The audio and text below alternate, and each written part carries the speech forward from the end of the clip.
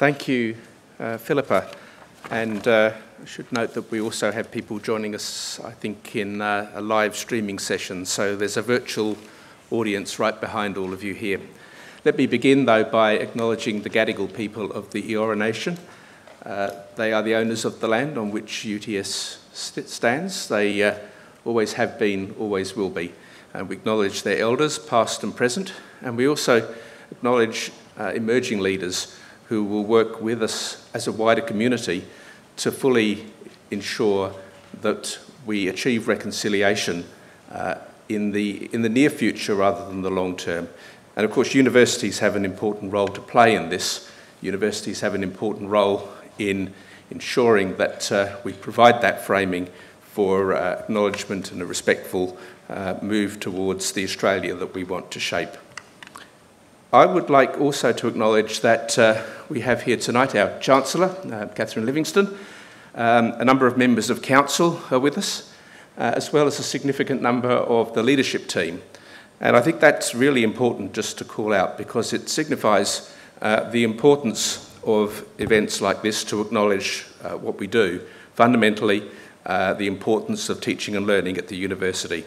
At the heart of the university community is scholarship. It's the engagement between teachers and students, the development of the next generation of professionals, in our case professionals who will work in an environment which will be digitally empowered, technology empowered, and really to create an environment where those young people, and some not so young, can go on to make a real difference in their careers. So the reality of learning and teaching is that while we often think about universities as communities of students and scholars, we really importantly hold research and teaching as equally important. It's as important for universities to create new knowledge as it is to ensure that that knowledge is available to students and to the wider community. Fundamentally, that's what our UTS 2027 strategy says, that we will do this in a way that particularly engages with the wider community, the business community, ensuring that we remain engaged and connected. So tonight is a celebration. It's a celebration of the achievements of our teachers. It's a celebration of hard work and, importantly, a recognition of leadership, because this points to the way in which we innovate and we create new opportunities for students. Over the years, of course, the UTS learning and teaching community has really championed an evolution in the way universities work. It's really championed the fact that this is a learning environment. We're not simply here to read a book at people. People can read a book themselves.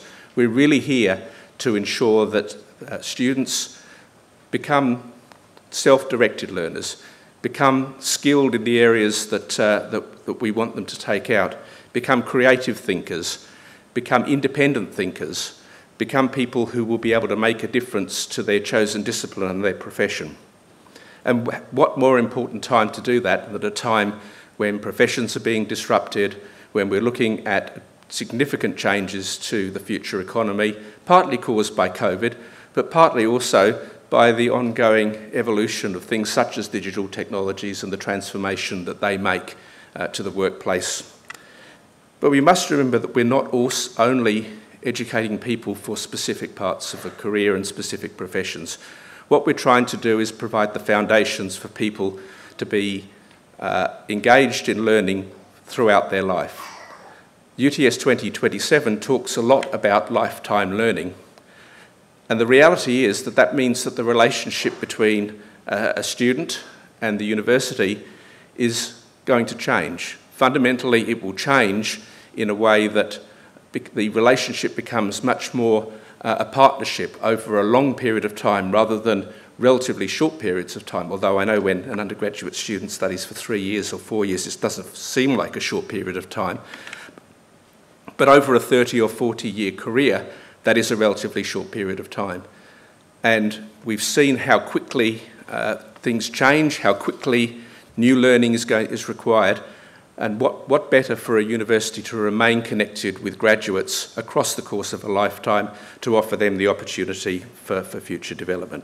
So today we recognise some real achievements and some real successes and some real innovations in teaching and learning. We'll see some paradigm shifts in teaching health, particularly online. We'll see implementation of language frameworks to support language learning. We'll see learning of creative innovators who are able to engage in quite complex online environments. And we'll see work-integrated learning that enhances social justice and employability. All of these things are creating an environment for our students to thrive. So I really also want to point out, before I move on to the actual awards, is that we're recognising here a range of excellent teaching contributions, but they're supported by a very large community of innovators, thinkers, who are building a learning and teaching environment that's fit for the future. The importance of ceremonies like this is not just the individual achievements, important though they are, but it's also that we continue to remind ourselves of the importance of thinking as a whole learning community and as a whole teaching community, as a whole academic community, that what we do changes lives. And the only way that we can do that is by making sure that we stay right at the top of the game. And here we have tonight representatives of people who are at the top of their game in teaching. Today is also significant for quite a different reason. And although we're not farewelling Shirley yet, we are acknowledging that this Learning and Teaching Award ceremony will be Shirley's last as Deputy Vice-Chancellor, Education and Students. I think it's fair to say that Shirley's leadership of learning and teaching at UTS has been a remarkable contributor both to the success of the organisation and also to the success of many of the students that have gone on to successful careers. So we'll say a brief thank you now, much longer speeches in due course, but right now this awards ceremony is yet again a marker of the long contribution you've had to championing learning and teaching, to championing excellence in learning and teaching, and also to acknowledging and rewarding and recognising those who do make a real difference for students. So congratulations in advance to those who will be receiving the awards and the citations, and I look forward to hearing the stories of the great things that you're achieving throughout the ceremony.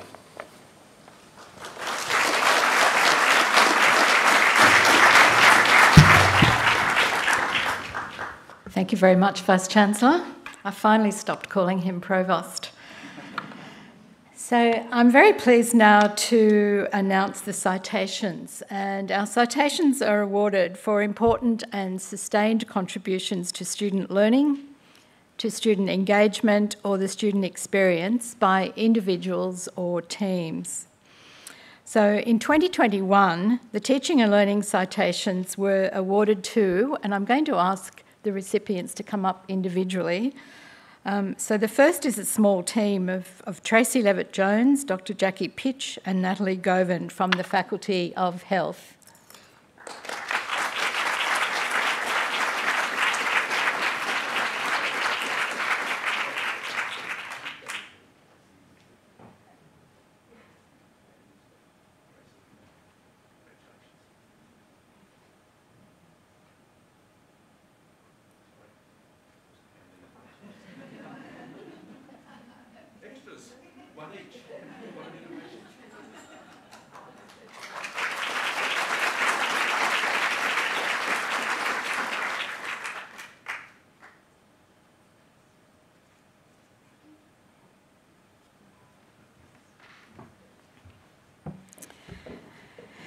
Our second citation is to Ahmed Al-Zubiyadi from the Faculty of Engineering and Information Technology. Congratulations, please come forward.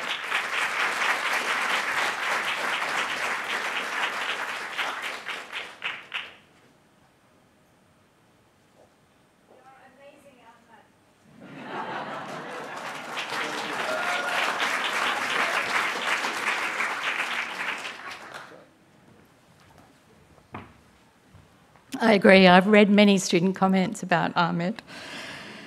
The third one is Rebecca Backman from the UTS Business School.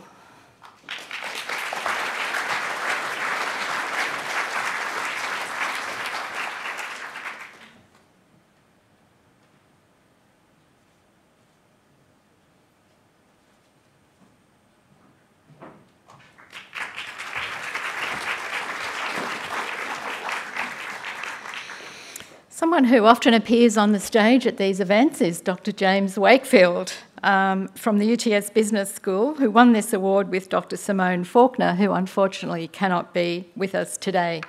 Congratulations again, James.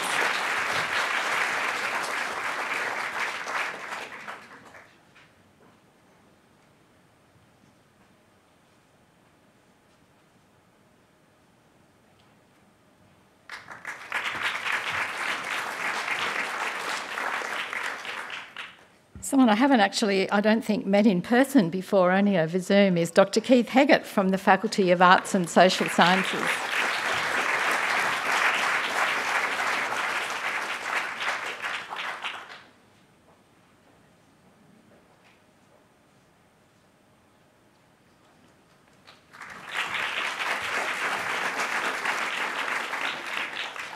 Dr. Rosemary Sainty from the UTS Business School.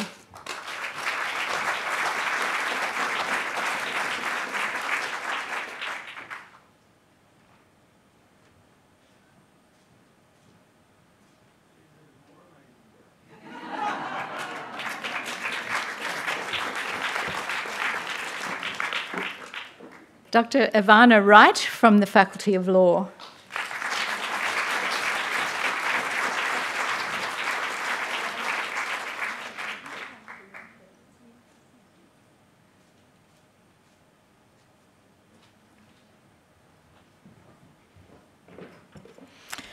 Michaela Zappia from the Arts and Social Sciences.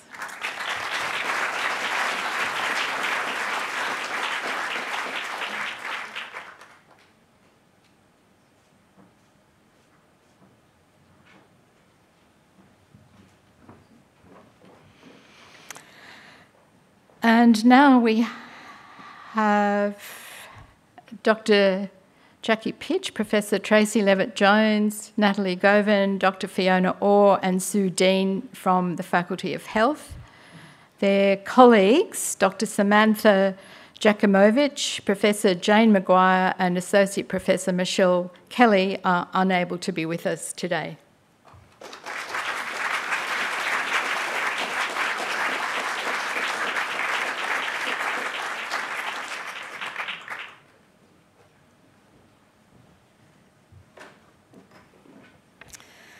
So as they return to their seat, one more clap for all of our citation winners.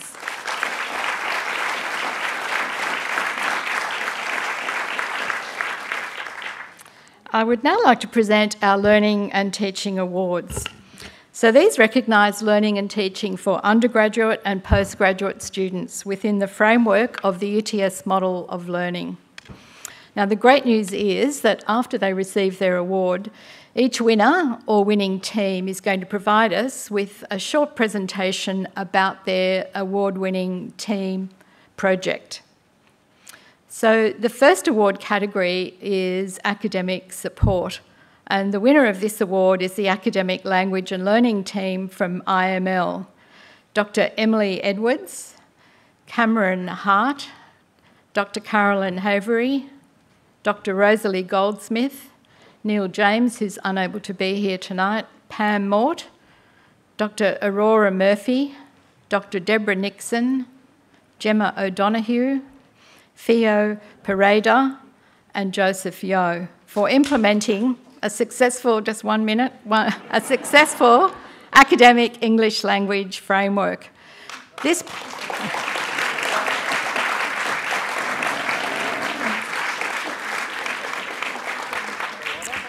program is truly unlike any other language support program in an Australian university in its reach, in its scope, and in its impact on teaching and learning and the student experience.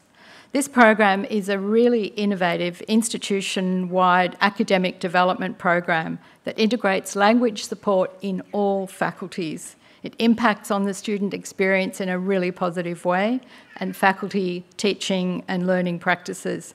Very warm congratulations to the team.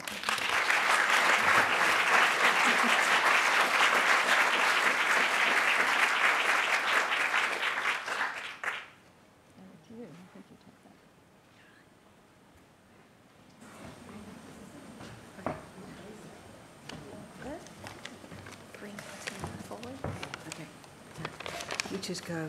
Green is go. Red is back. Okay. Go. Okay. Go. Go. So thank you very much, Shirley. We're really grateful to be recognised by this award. So I'm speaking tonight on behalf of Neil James, who's our project manager, who is unfortunately ill.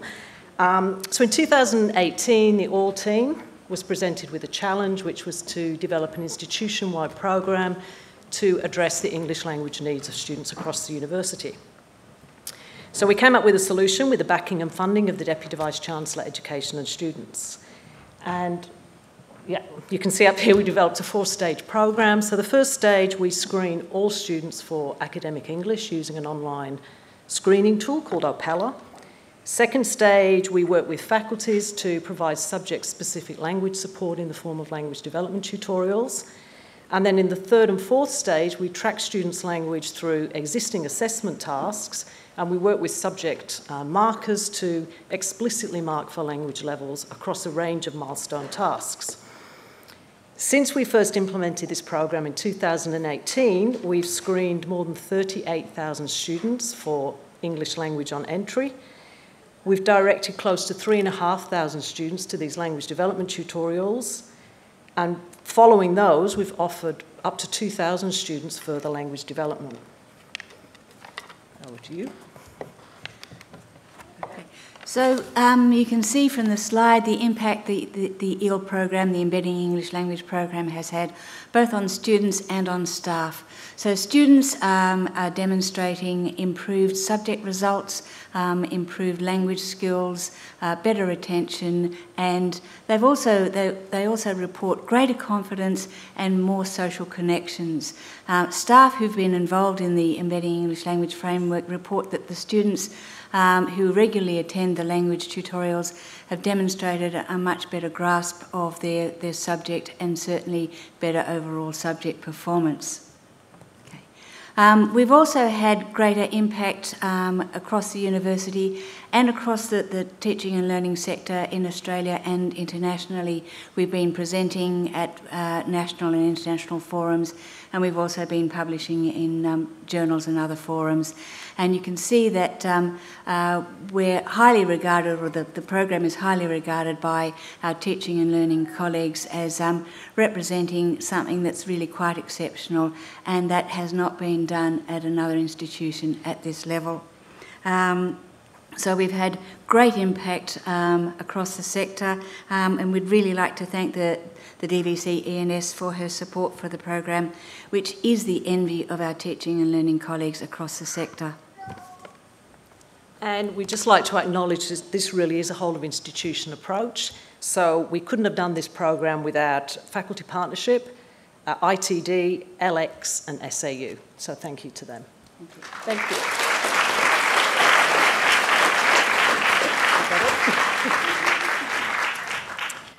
Thank you. Our second award category is our Social Impact Award, and this goes to Professor Carmel Foley and Meg Hibbins from the UTS Business School for innovative design of a work-integrated learning capstone subject that enhances social justice and employability for transition to graduate employment. The Event Creation Lab is the exciting and challenging final subject for students undertaking the Bachelor of Management in Event Management. Students work in teams and they apply their professional skills to create and stage a special event that has social impact. Through the innovative design of a practice-oriented work-integrated learning capstone subject, the teaching team has empowered students and enhanced employability skills for a successful transition from university to the workplace. Congratulations, Carmel and Meg.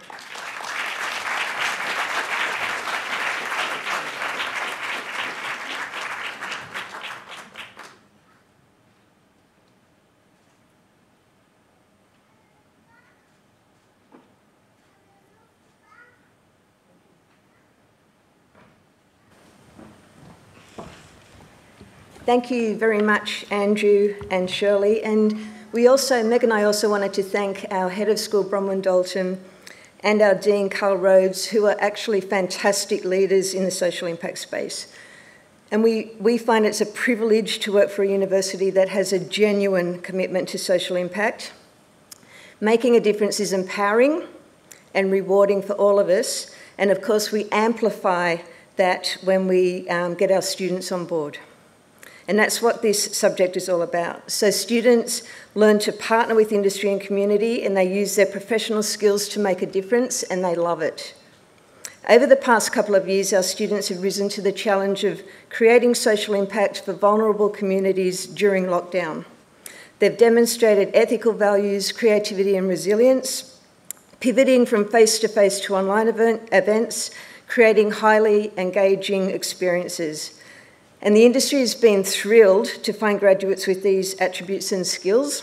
It's all part of the capstone subject Event Creation Lab. And Meg, can you please tell us a little more about Event Creation Lab? Sure, Carmel, thank you.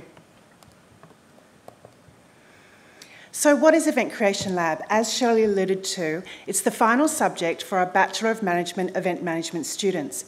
They begin to hear about the subject in their first week at university. We started orientation, and we continue the conversation right throughout the prerequisite subjects by showing them short clips of events that have been done before. It really helps to build their excitement and enthusiasm for the project.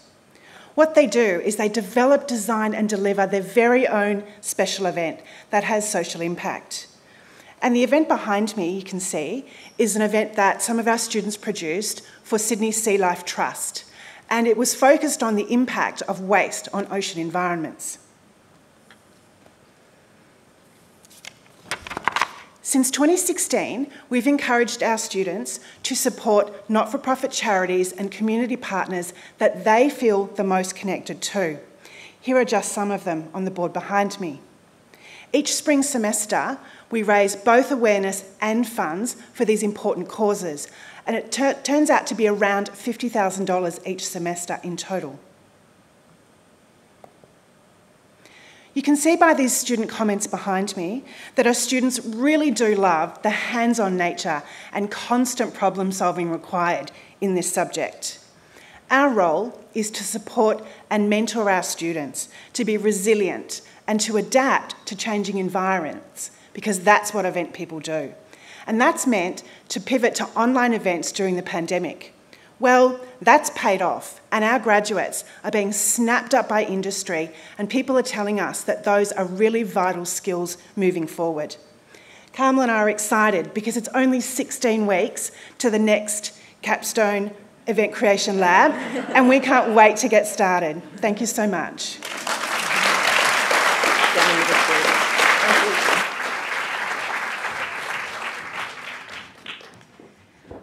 Don't you wish you could go back to university again? We now have 2 awards in the category of Learning Futures. One is an individual award and one is a team award.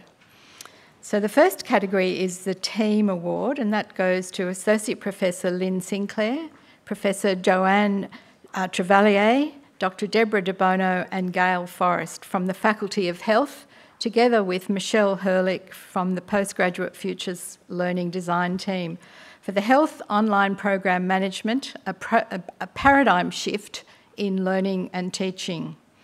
The team has reimagined the Master of Advanced Nursing and the Master of Health Services Management as the first 2 fully online accelerated mode OPM courses at UTS. This has demonstrated innovative and inspirational approaches to the curriculum and has led directly to improved student experiences and outcomes.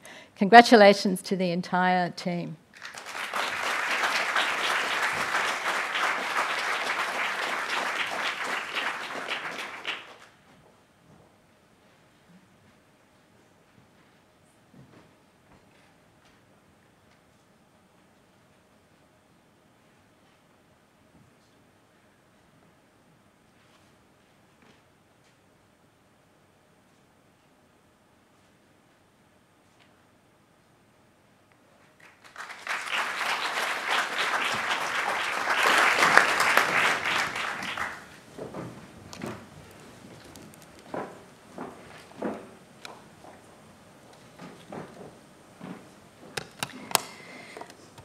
We began working in the online programme management, or OPM space, in 2018. And it truly has been a voyage of discovery. At that time, the proposal to develop fully online accelerated mode courses at UTS was not a popular one. We were acutely aware that to proceed would require a shift in paradigm, changing mindsets, and most certainly posed an element of risk. We chose to unpack assumptions, address concerns, challenge current curriculum models, and play a pivotal role in the establishment of OPM courses at UTS, influencing and driving change and innovation throughout the process. The accelerated model of course delivery presented several logistical, conceptual, and pedagogical challenges. We worked iteratively to understand it, to identify and address issues, and to find solutions. This required us to engage and collaborate with many teams across the university. In Changing Hearts and Mind workshops, we inspired and supported faculty academics to embrace the proposed initiative, as their acceptance and preparedness was key to success. This required a whole new way of working, changing how teachers teach, increasing digital literacy. Building on experiences with the UTS model of learning and learning future strategies, and using a whole-of-course curriculum design approach, key stakeholders focused on the quality of the learning journey from the beginning to the end. Subjects were co-designed, where ownership sits with the team and not with an individual. We delivered the first OPM courses in March 2020 and have continued to expand Health's portfolio of online courses. The timing was fortuitous, as you know, as the pandemic thrust online learning into the spotlight, and we were able to respond with high-quality online education.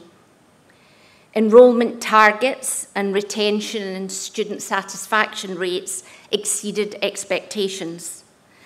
This quote provides evidence of learning beyond the online classroom.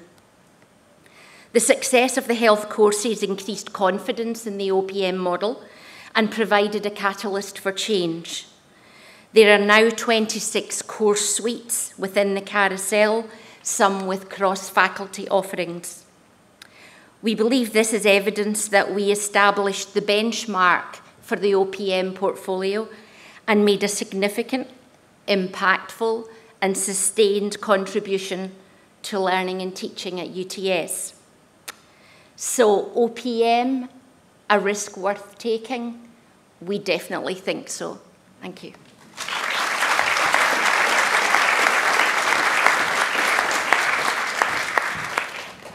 Thank you, Lynn. In the individual category, the award goes to Dr. Elise Meffen from the Faculty of Law for engaging students in active learning experiences that develop justice-oriented professionals. Dr. Elise Meffen is a lawyer, an early career law academic, and a committed teacher with broad expertise in criminal law and justice. Through the creation of flipped and collaborative tasks that replicate authentic criminal law and sentencing practices, her Learning Futures-inspired teaching produces job-ready law graduates engaged in the pursuit of social justice. Congratulations, Elise.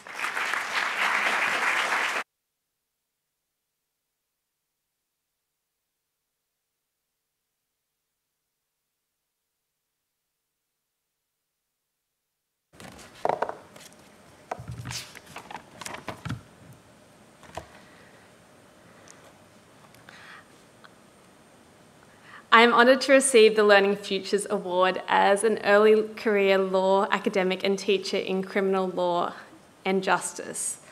I would also like to acknowledge the work of my inspiring colleagues and mentors, some of whom are here tonight, who supported my application, and the teaching support of professional staff at UTS. I will briefly speak to two resources I created to implement flipped and collaborative approaches that motivate students to engage in conceptual change and simulate authentic professional practice. The first of these was for the law elective criminal sentencing law. For this subject, I produced a podcast series on topical sentencing issues. The podcasts introduce students to the sentencing process, incorporate skills-based lessons on the presentation of sentencing submissions in court, and cover important areas of law reform. Students listen to the podcast alongside pre-class activities and readings before discussing the seminar questions in interactive classes. The podcast introduce students to the sentencing students have concepts clearly explained to them while also being able to replay the material, thereby enhancing accessibility and knowledge retention. Students commented that they really enjoyed the podcasts, they make learning easy and interesting, and they were able to listen to them many times to reinforce important ideas. The UTS Learning Futures model also values enhanced industry content and authentic assessment. Students in criminal sentencing law deliver mock sentencing submissions in a courtroom type setting. The task takes place before a former district court judge to replicate legal practice. Prior to completion of this task, students must attend court and submit a reflection on a sentencing submission in court. As this face-to-face opportunity was not available during pandemic years, I implemented a You Be the Judge online interactive module on Canvas. Students view a sentencing hearing and reflect on what sentence they would have handed down if they were the judge and what factors should be taken into account. One student who pursued a legal career in criminal law commented that they had the opportunity to sit in the perspectives of either the prosecution or the defence in advancing a client's case. This subject is integral for any future criminal lawyer. These resources have resulted in a deep and authentic learning experience for students in their study of criminal law and sentencing, one which equips them with the knowledge and skills necessary to be successful legal professionals. Thank you for the opportunity to present tonight, and congratulations to the other award recipients and citation recipients as well.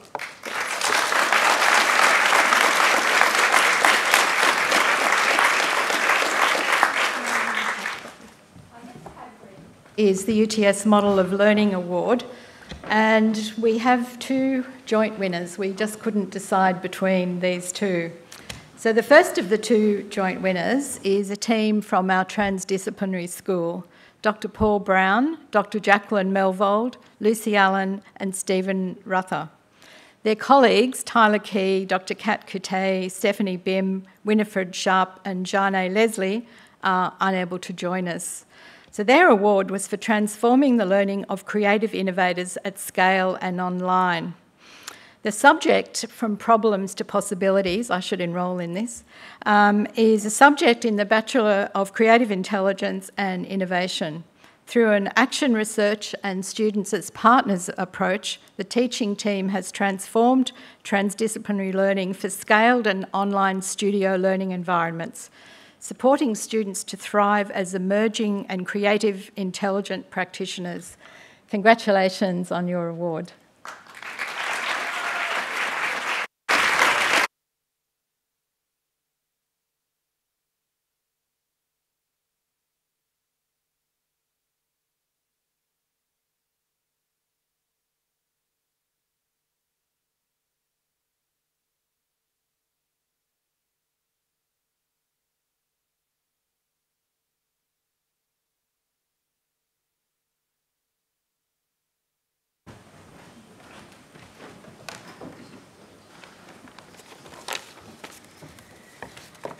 Thank you so much, Andrew and Shirley. Our team is incredibly honoured to have received this award, but we do want to acknowledge that the success of this subject has been a team effort over the past 10 years.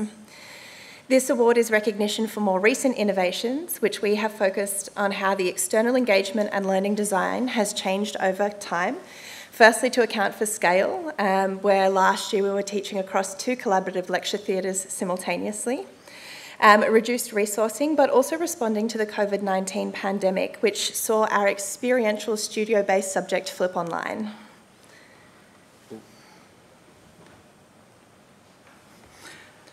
Yeah, so Prompts Possibilities is the first subject in the Bachelor of Creative Intelligence and Innovation. It runs over a 2-week intensive time period. On the left-hand side here, you can see the increase in scale. So we've gone from up to about 470 students. And you see that the staff-student ratio changed quite a bit over the time, and then COVID is happening at the same time here as well. So despite these challenges, or to address the challenges, we essentially addressed both the framing, content and delivery of the learning. And over the time period, we're able to kind of meet all the conventional subject evaluation benchmarks, such as an increase in student feedback surveys. So we also pioneered a range of ways to work with industry partners. And so one of these ways was through creating these learning environments where students could work quite closely and co-design problems and mutually learn with their partners. And you can see here that we had quite an increase. In our most recent year, we had, I think, 16 industry partners representing 10 organisations. And many of these come back again and again and again because they enjoy the student experience and they get to learn something new and exciting at the same time. So some of the main practices we focused on for our award are up on this screen here. And one of these being that we take a user experience design approach, and we always seek to iterate our subject with students and staff experience at the centre of this and in partnership with them. So up on this slide you can see a whole series of post-it notes, and this is where we got feedback from 300 students in our subject asking their rose, thorn and buds what they were enjoying and struggling with in the subject, evaluated it overnight, fed it back and iterated the subject in real time. And this resulted in students feeling like they had voice and agency in their learning. So a key challenge for all educators is motivating students and engaging industry practitioners in ways that enable the new knowledge, the cutting edge practices to end up in the classroom. So part of our approach has been the creation of learning environments which enable students to dynamically co-create problems and opportunity spaces with industry partners. By situating the partners and practitioners as part of the opportunity space, it changes the shift from industry guest to mutual learner. And so we actually do this multiple times in the subject, and so students get to practice, and then create a bit of practice. So on this last slide, you can see some of the feedback from students and our industry partners. And one of the things we're very proud of is that our students really have this sense of being able to work together in a team.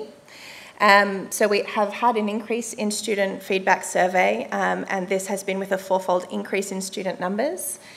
So I guess all of this contributes to our success for this award, but we would like to thank our student, staff and industry partners who learn alongside with us, but also our colleagues and leaders in TD School and of course the LX Lab for their ongoing support of our subject. Thank you.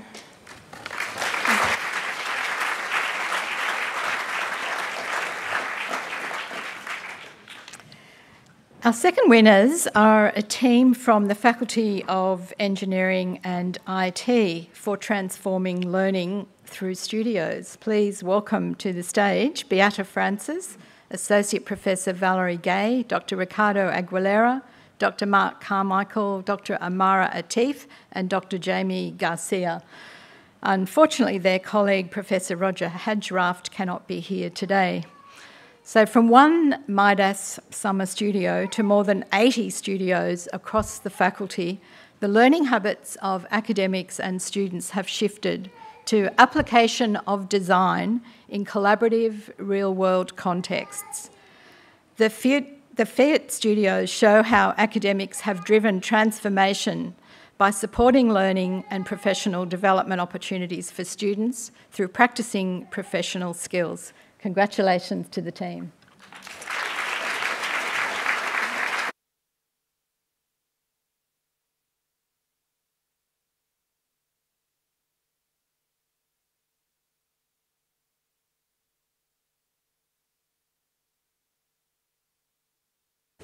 Daddy.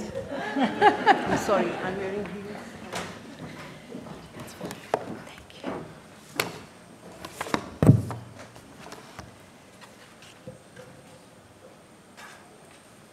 Congratulations to our fellow UTS Strengthening the UTS Model of Learning award winners. Currently, FEET are in meetings with educators and researchers in Canada, Denmark, Ireland and the Netherlands. At the centre of these collaborations is the notion of curriculum transformation to studios. FEET is the topic of conversations around the world. And in what way do we stand out from our neighbouring universities in Sydney? In part, it is the very reason we are being awarded.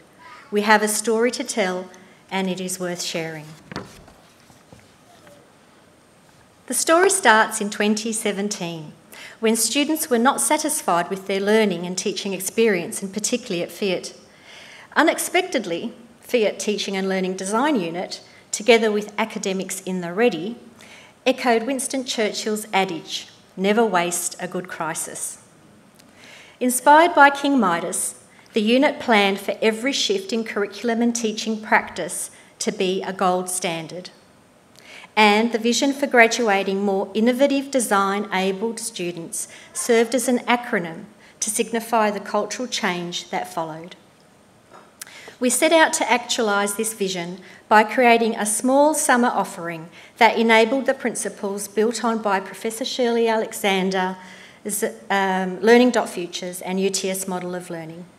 We designed, developed and delivered what is known as the Midas Summer Studio. 150 students enrolled in this inaugural summer elective, thinking it was an easy 6 credit points. However, 3 weeks in, you could hear exclamations. This is pretty cool, and it's worth more than 6 credit points. Why don't we learn this way in every subject?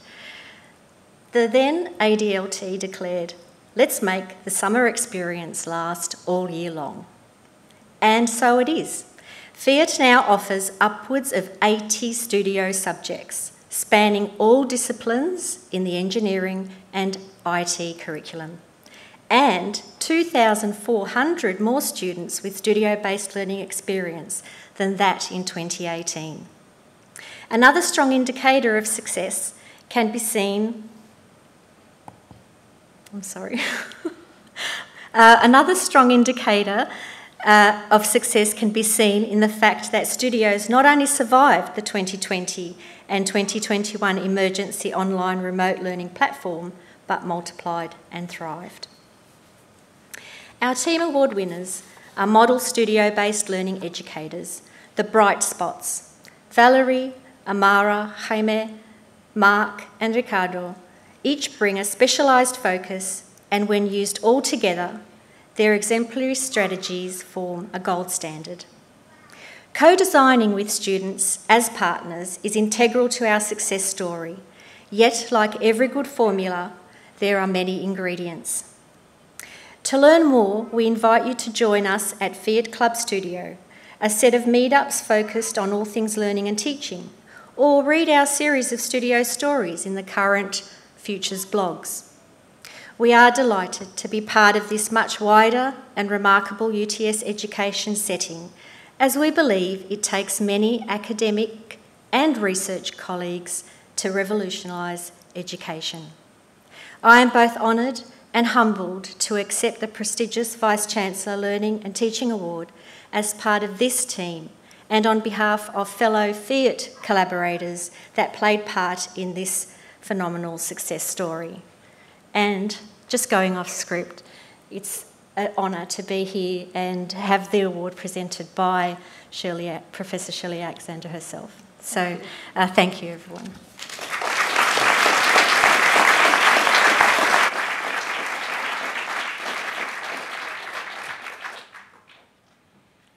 Thanks, Beata. We now have a high commendation in the category of teaching by a casual or sessional staff member.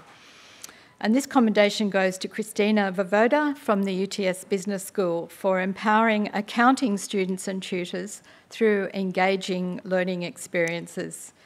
Christina is the head tutor in the first year subject Accounting for Business Decisions A, a compulsory subject in the Bachelor of Business program with up to 2,000 students enrolled each year. There are up to 350 students attending large interactive workshops and up to 45 students attending tutorials in the subject. Through creating resources and facilitating collaborative and engaging in-class learning experiences, leading a tutor community of practice and mentoring casual academic tutors, Christina has substantially enhanced students' learning experiences in accounting. Congratulations, Christina.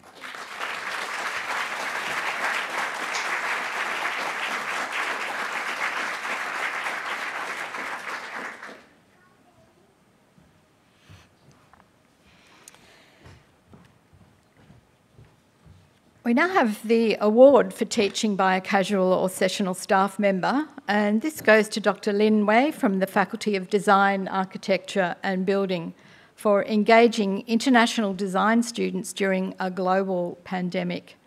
Dr. Wei has taught in the large first-year core design studios subject called Thinking Through Design since 2015, and also teaches in the new Master of Design degree. During the pandemic, many of DAB's international students who were unable to come to Australia expressed feelings of isolation and distress. By leading online learning and offering innovations to remote learning for international design students and strategic advice for academics, Dr. Wei was able to demonstrate care for her students while maintaining high academic standards and student retention. Congratulations, Dr. Wei.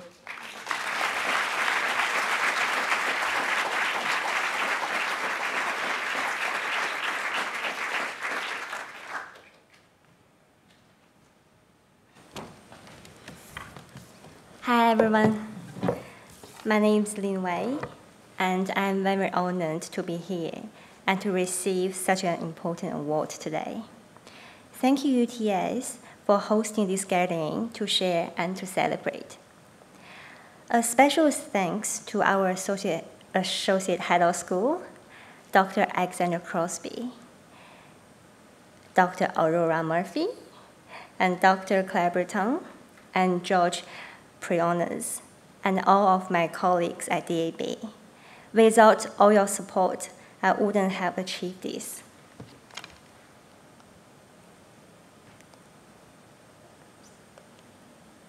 Sorry, I don't see my slides.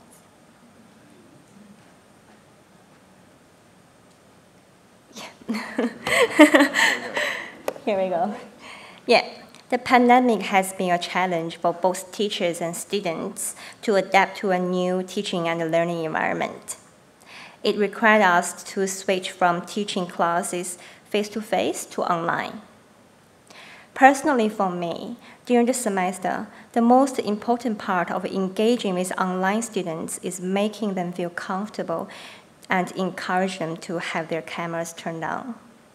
Having cameras on increases interactions and engagement, and it also allows me to assess students' reaction to the course content and adjust my teaching on the go. During these 2 years, I have received 100% completion for the student feedback survey. An important part of my teaching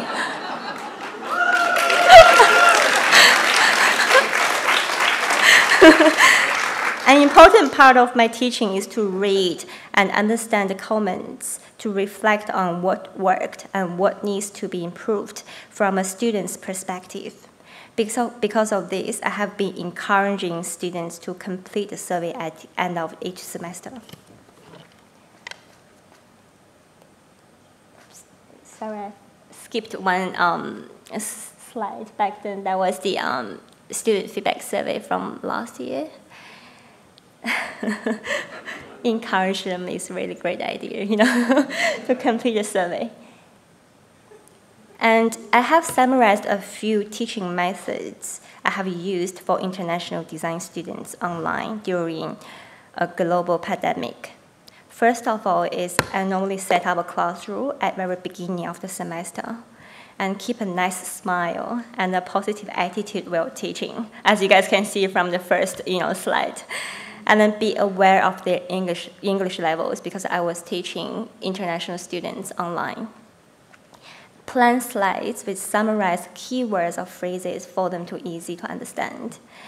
And form students into groups and put them into breakout rooms for weekly discussions. Pause when necessary, ask them questions, double confirm if they understand or not. And then showing understanding for students and try to understand them from a cultural and political perspective. Lastly, speak slower while teaching. This method this method make me feel I'm comfortable to teach, and at the same time, they are enjoying the class with me. Yeah, thank you so much, everyone.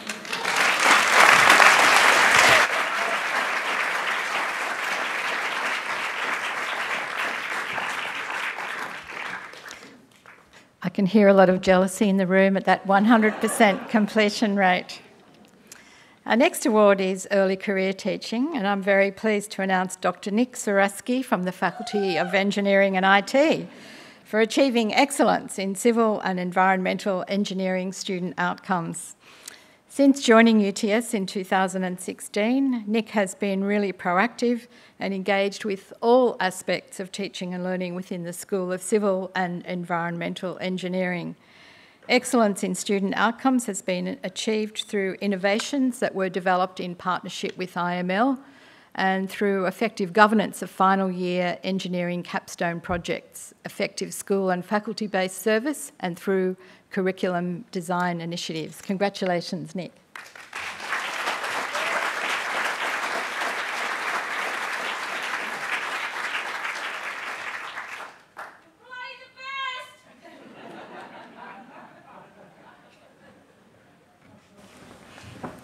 Can I just finish there? Firstly, thanks to Professor Alexander for choosing my work for an award. I'm certainly looking forward to more teaching and learning success in the future. When I joined UTS as an early career teacher, I made a conscious decision to get involved in all aspects of teaching and learning, and I'm standing here 5 years later as a byproduct of that decision. My first message is that it's okay to experiment. Educational innovations don't always go as planned, but if you don't take a risk, obviously nothing changes for your students. In my work, I undertook a subject redevelopment over 2 years with guidance from Dr. Peter Candlebinder at IML. Project-based learning was introduced into one of my subjects, and students were able to access research equipment to collect data for their investigations. Students received feedback on a formative proposal to guide their project planning, and peer assessment was performed as part of a mid-project and an end-of-project review. I attempted to promote diversity in teams by using a stratified random sampling approach. However, student feedback in both years indicated that students preferred to choose their own teams. Ongoing work for me is about how to go about promoting diversity in teams and enabling students to see the benefits of it. Second message involves how to retain the best of online learning. I made a few discoveries during COVID that I plan to retain in face-to-face classes. The first finding is to continue using the chat function in all classes. I find that students who wouldn't normally ask a question in class will instead ask a question through the chat feature. So you can see from the chat log on the left that when I showed students some new software to learn, within 30 minutes of starting that activity, students were able to predict the results and demonstrate understanding. The other feature I like is the share screen feature for whole of class problem solving activities. When a student has a question, passing that to the class as a whole quite often creates a rich dialogue where students test their understanding. Another finding was that the breakout room feature works quite well for consultation sessions where a student has a query that they would prefer to discuss privately rather than in a group environment. The third message is to be as visible to students as possible. There are many student-facing activities that require academic input. such as course welcomes, helping students with their coursework project selections and professional practice reflections, engaging with student awards and prizes, and recruiting new students. Overall, students value academic input and appreciate it when you can contribute. In closing, I'd like to thank Dr. Kirk Vasalis, who encouraged me to apply for this award, and also to my wife May, who is also an academic, who listened to my endless discussions on what I thought constituted good teaching.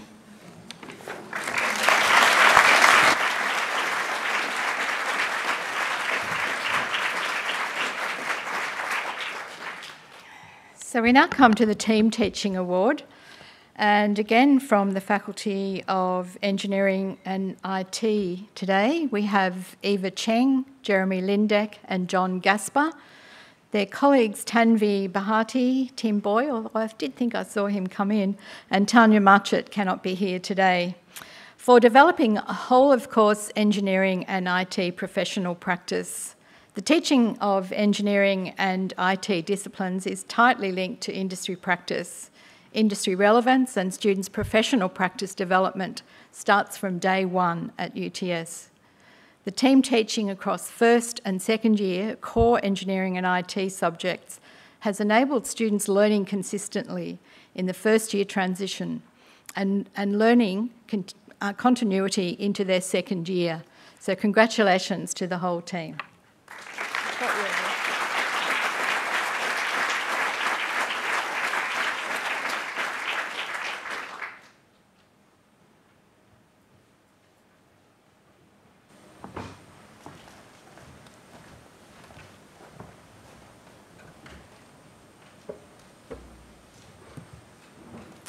So thank you very much for this award and recognition.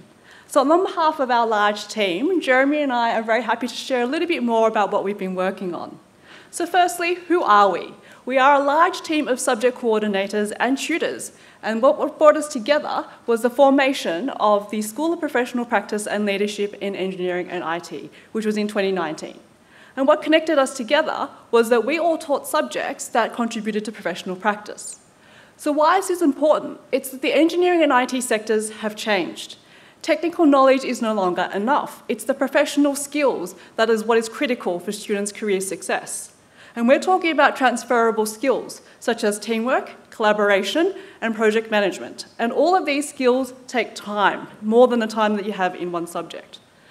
So what we were looking at is, in terms of developing the core subjects which exist in engineering and IT, this is a stream which focus on developing professional practice skills. So whilst this core structure exists in the faculty, what our team aimed to do was to connect the dots between first and second year to make sure that the learning experience was more consistent for our students. So with that aim, what did we actually do? Firstly, what are our students learning? What's in the curriculum? So collaboratively, we identified the key learning outcomes and the capabilities that needed to be expanded on across the different subjects. Then we thought about who are the students learning from our teaching team. Because we're teaching a breadth of skills, we need a breadth of skill sets in our tutors. So we recruited widely for this breadth of skills and also for teachers who care about the values that we're trying to share in the classroom and also that they can teach across subjects. Now, this is not only for the continuity for students' learning experience, but also for tutors' professional development. So the final part of our approach is the importance of feedback. So feedback conversations are embedded into our approach, and this is with students, but also within our team. So how we do this is through the formal mechanisms, such as the EFS, the SFS, and also assessments for students, but also informal channels, which means weekly check-ins with students, weekly tutor debriefs, and also bringing industry professionals into our classroom. So, what did we get out of this? Well, first of all, by having a widespread a widespread group of tutors, we were able to make the curriculum more inclusive and get the students to understand more, a more cohesive curriculum. We also got higher results on SFS, and we also were able to present at conferences and do some research into it. Overall, we found that by putting students together a tutor team together, we were able to have a more cohesive program, and we were also able to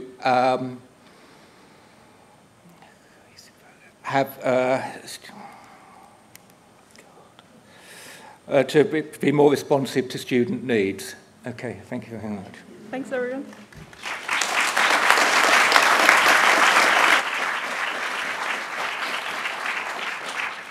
Thank you. Our final category of awards is individual teaching. And first of all, we have a high commendation which goes to Dr. Amanda French from the Faculty of Health for empowering orthoptic students to be confident and capable professionals. Since joining UTS in 2014, Dr. French has designed the curriculum, coordinated and taught the binocular vision and ocular motility stream in the Master of Orthoptics through authentic, practice-oriented and inquiry-based approaches within a positive environment. Orthoptic students from the Faculty of Health have been empowered to work in a complex area of practice. Congratulations, Dr. French. Oh, she's apparently not able to make it this evening. So,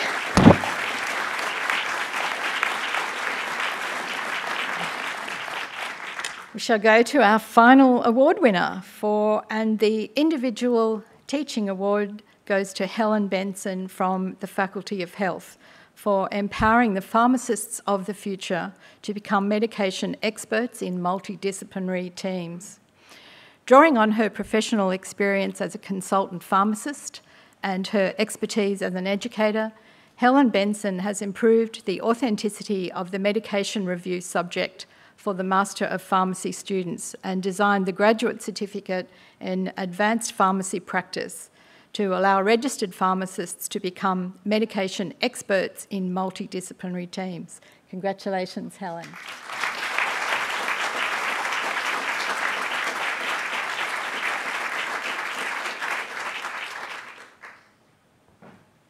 My name's Helen and I'm a pharmacist, and I absolutely love my profession.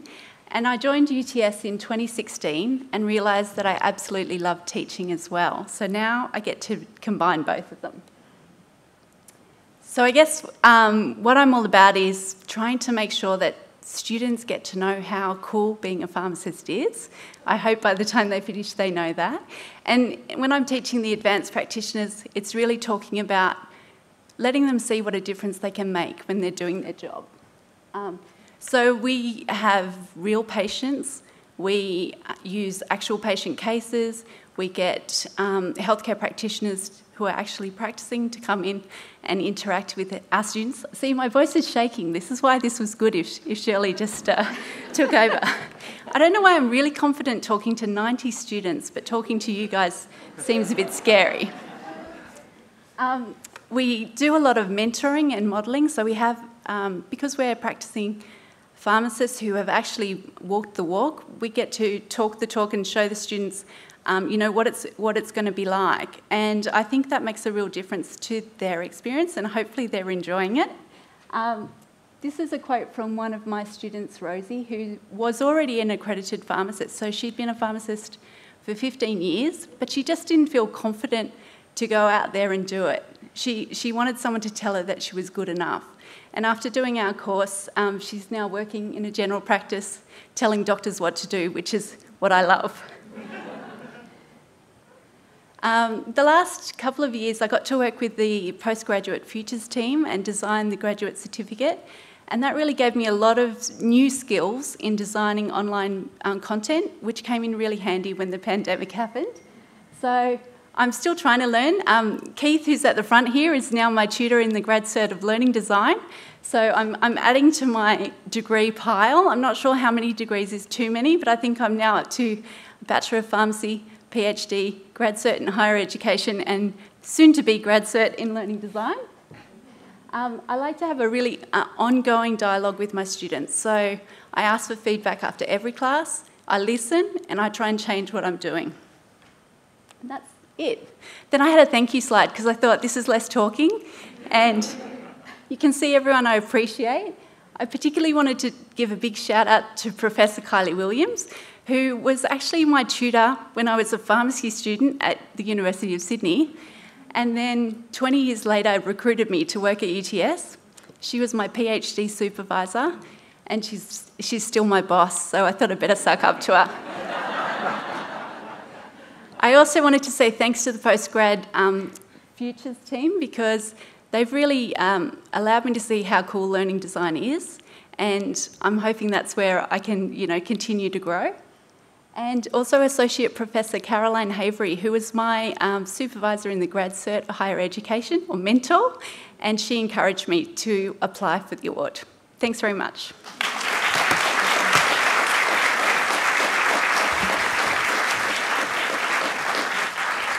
Thanks, Helen. I'm very glad I didn't cut you off. I now want to return to the citation winners and add another one, and it's not because I forgot or I skipped over it, but our winner was unable to join us earlier as they were teaching the very class that they won the citation for. But the class is finished now, and I'm very pleased to announce the final citation presented to Dr. Anthony Vogel and Dr. Sarah Dem from the Faculty of Law.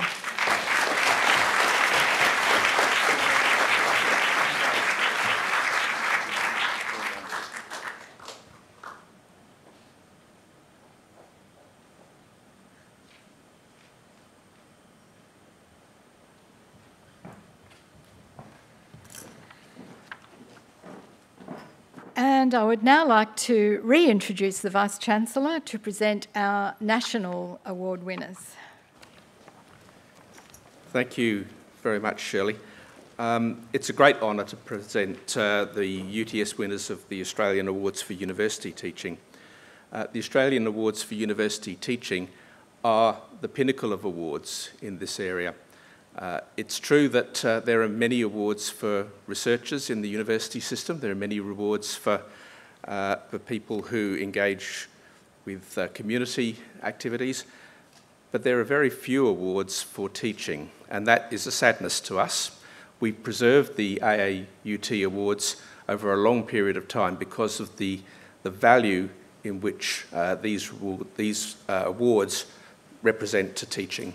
And so even though they failed to get government support for a number of years, the Universities Australia sector have persisted with these and will continue to do so, because teaching is fundamentally what we do at universities and make a difference in graduate lives. So it is a great pleasure to present here the two winners that we had in the 2021 awards for AAUT. So the citations themselves, they represent quite a significant diversity of contributions made by individuals and the quality of student learning. Importantly, they also remind us collectively of the important work that we do. So I'd like to ask Leslie Hitchens, Provost, to come to join me in presenting the first citation. And the first citation for outstanding contributions to student learning goes to Dr. Suzanne Pratt, Dr. Deirdre Klucher from the TD School, and unfortunately their colleague Claire Marshall was unable to join them today. Dr. Pratt and her team teach Envisioning Futures in the Bachelor of Creative Intelligence and Innovation. The subject invites students to explore emerging cutting-edge ideas and encourages them to articulate original, well-informed future visions. The subject exposes students to a range of engagement models, encourages creative and experimental approaches to expression and communication, and culminates in a public event where audiences interact with student-envisaged futures. Congratulations to the team.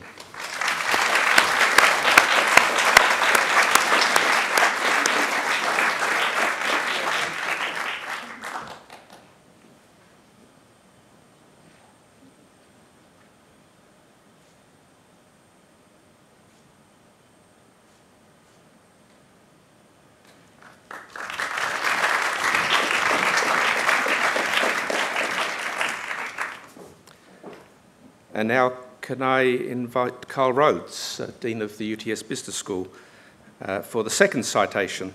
The second national citation for outstanding contributions to student learning goes to Rachel White from the UTS Business School.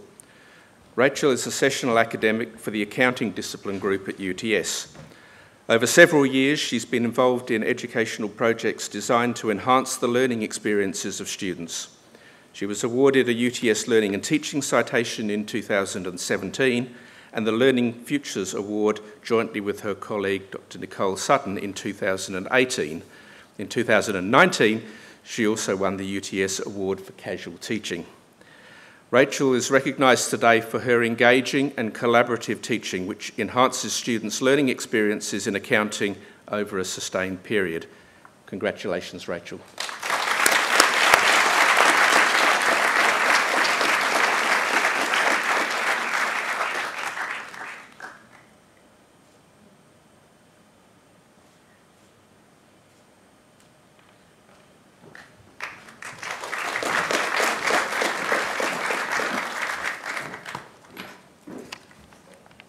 And now at this point, as the custom in these awards, we have a short keynote address on an area of relevance to the awards. And who better to present tonight's keynote than our very own Deputy Vice-Chancellor and Vice President Shirley Alexander. That's all I've got here in the introduction, but I am going to say a few other words because I think it's worth noting that over a long period of time, Shirley has been a significant figure in the national and international stage in learning and teaching.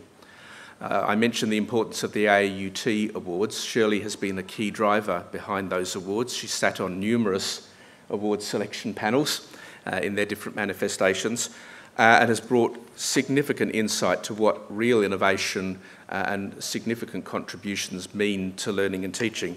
She's recognised internationally and the impact that she's had on many careers of academics, I think, goes without saying. Many of you who are receiving awards tonight have acknowledged Shirley's contribution to your careers. So it is a huge delight to ask Shirley to give tonight's keynote.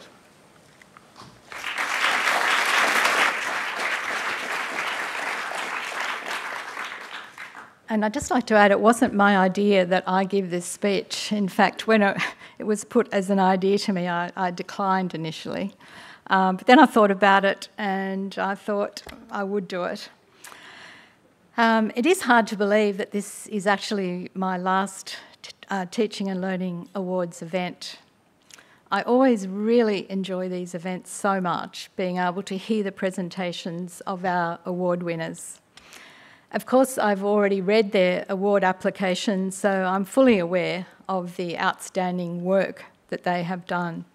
But when I get to meet these amazing educators and hear them present what they're doing, hear their passion, their thoughtfulness, it adds so much to my understanding of what they're doing and why they're here today. And that is pretty much what the theme of my address is today. In all the change and the disruptions going on in higher education, it's the importance of you that I will focus on. At Academic Board this morning, Michael McDaniel reminded us to not just focus on the words in our acknowledgement of country, but to think more about our feelings about what it means. For me, one of the many things I've learned from Michael over the years is a Wiradjuri word that carries a lot of meaning and feelings for me, and not only because I was raised on Wiradjuri country. And it's the word Yindiyamara, which I understand has multiple interrelated meanings, such as respect, gentleness, kindness, honour, to take everyone with you.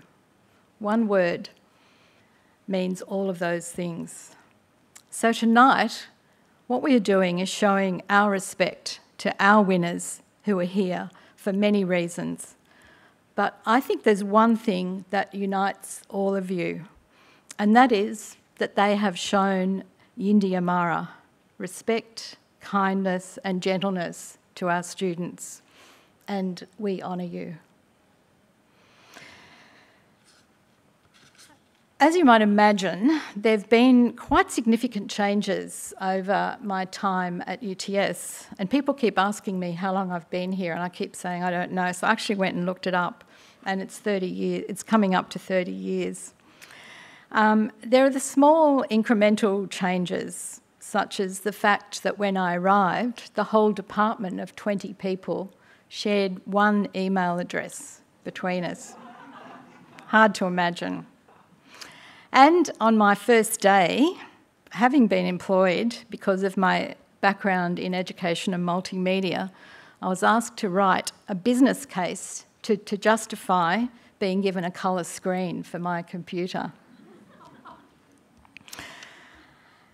During that time, there's been all kinds of incremental changes to higher education, such as those I've just mentioned.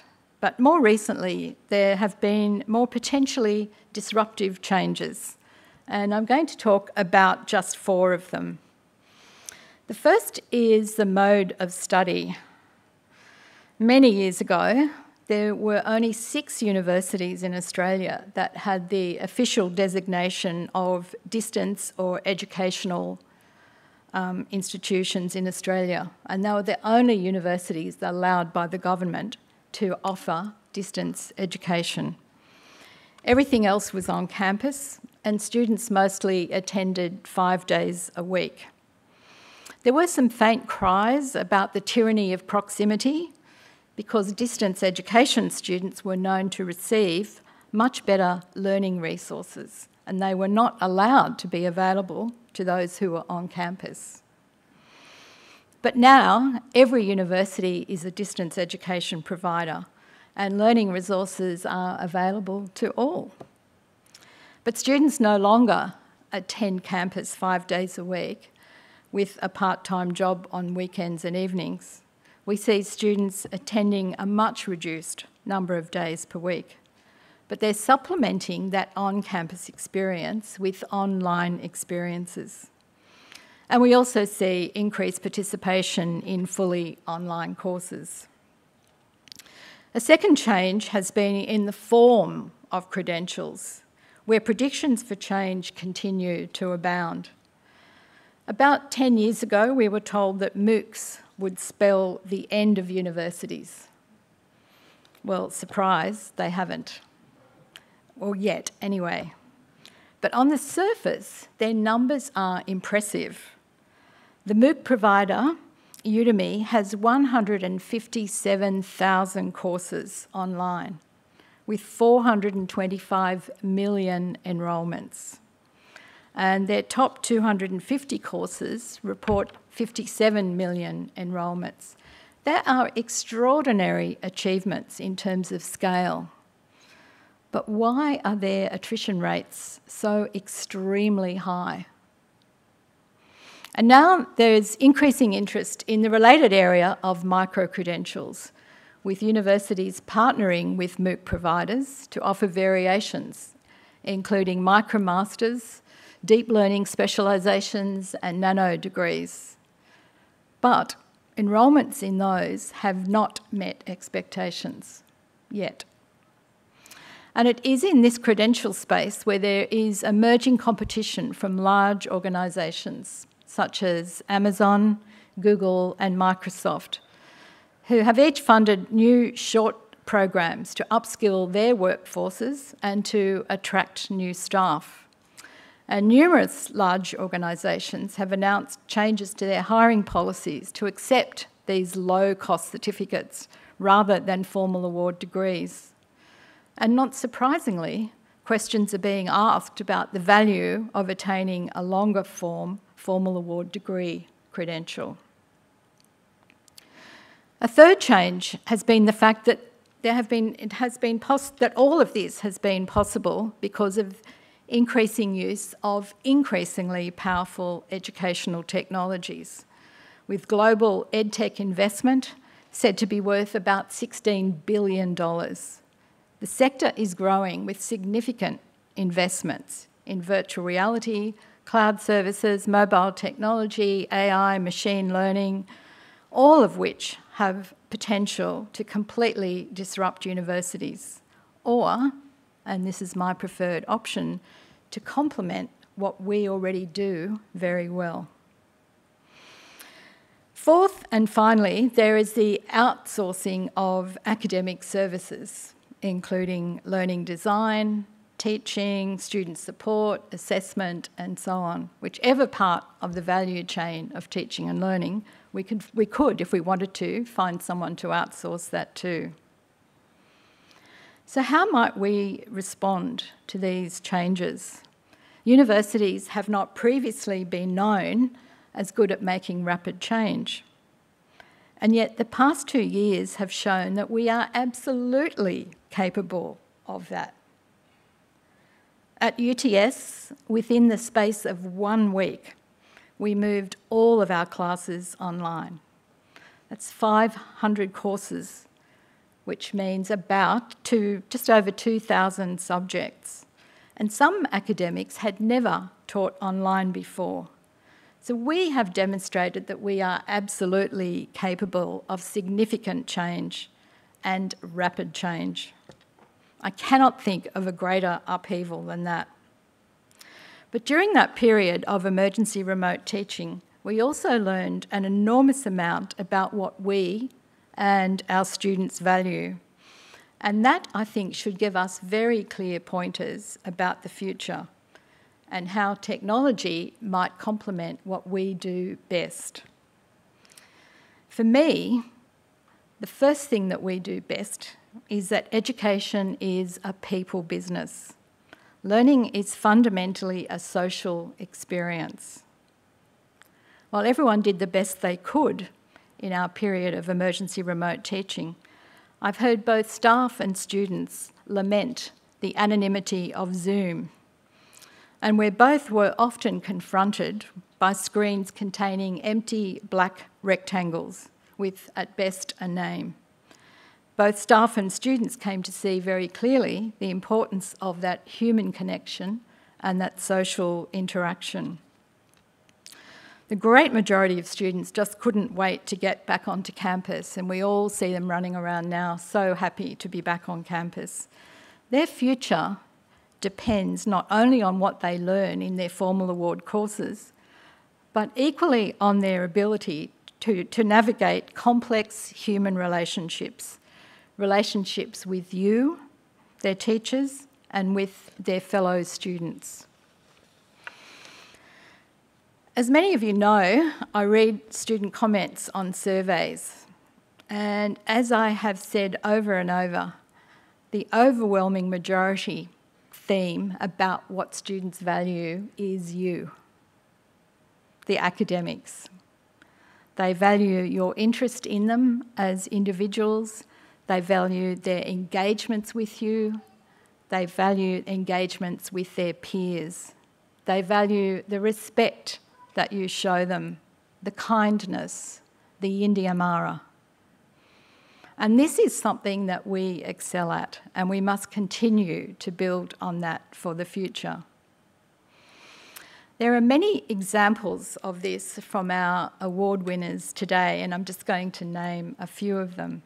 Lin Wei from DAB, who was the winner of the Teaching by a Casual or Staff Member Award, wrote about her practice. I standardised the practice of remembering students' faces and names at the beginning of each semester as a way of showing respect and care to my students.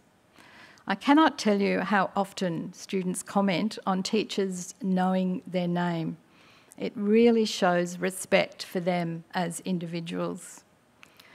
Lynn also says, and I think she mentioned this in her presentation, it was vital to adopt different perspectives when developing and understanding students, with special attention paid towards the individual needs of students to make sure that they had the confidence to contribute whilst feeling comfortable. Two really good examples of what good teachers do to provide that personal, respectful learning experience for students. In his application, Nick Zaraski from Fayette, who was the winner of the Early Career Award, wrote about what he had learned during the COVID period of online learning. And it relates to building that sense of community, of social connection in a class. He wrote about the importance of retaining a conversation or any kind of chat feature in any class, whether it's face-to-face online, since only the most brave or curious tend to ask a question. Nick also wrote about connection with students is critical, with separate online consultation sessions for domestic and offshore students, taking account of different time zones. Great examples of encouraging and promoting social connections between students and showing respect for student differences. The winning team award for Learning Futures from Health, led by Lynn Sinclair, embedded the strategy in an OPM course.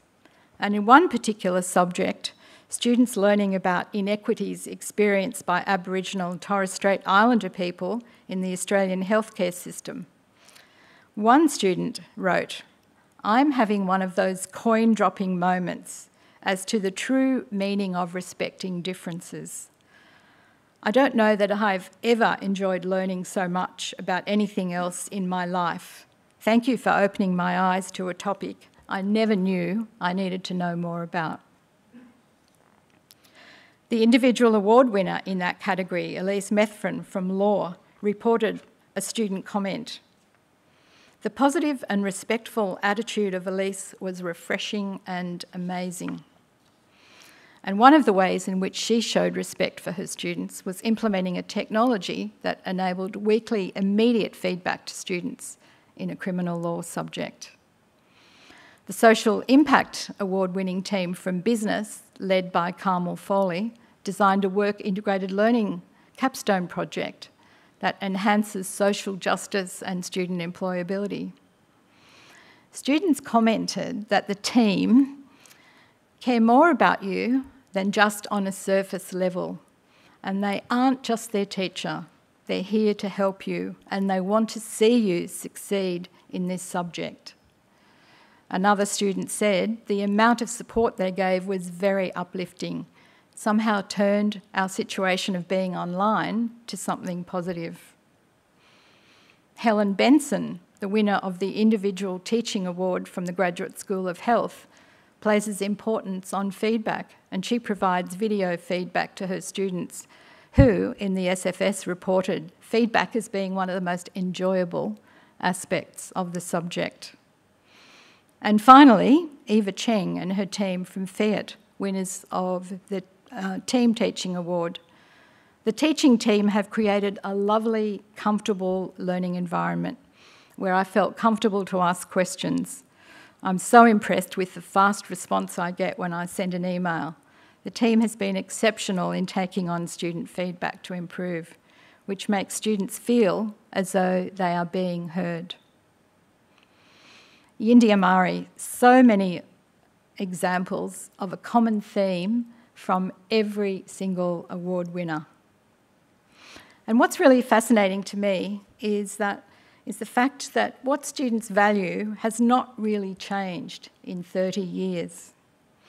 So it is up to us to take advantage of the opportunities provided by these new technologies, AI, machine learning, big data, VR, and so on, to use these in our formal award courses, as well as in our new forms of learning in short courses, in micro-credentials, in certificates. But we must never forget that what sets us apart and complements these technologies is that education is a people business, and we should be guided by the idea of Yindi Amara. Tonight is a celebration of exactly that. I congratulate every single award and citation winner. It has been an honour to have you take us with you. Thank you.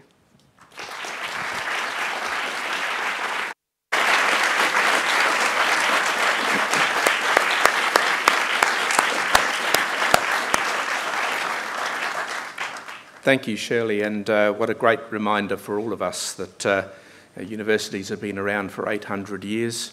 Our Indigenous colleagues have shared knowledge and learning for many, many generations beyond that. Fundamental to that knowledge exchange is relationship, and that's a really important thing for us to remember, irrespective of what technologies we use, how we're disrupted, our relationship with the people who want to learn, who thirst for learning, and who want success for themselves and their families in their careers is absolutely paramount to the success of the university. Congratulations, and thank you, Shirley, again for a terrific speech.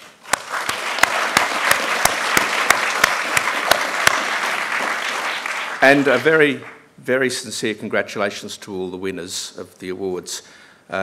Please go back to your faculties and areas and talk about what you do.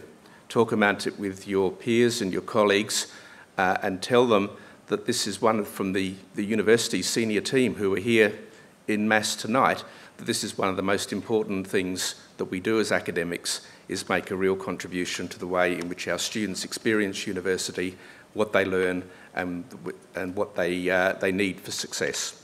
It's been a pleasure to celebrate all of the achievements this evening. None of this happens by accident, so can you just join me in thanking Philippa and Ruby for putting together the event.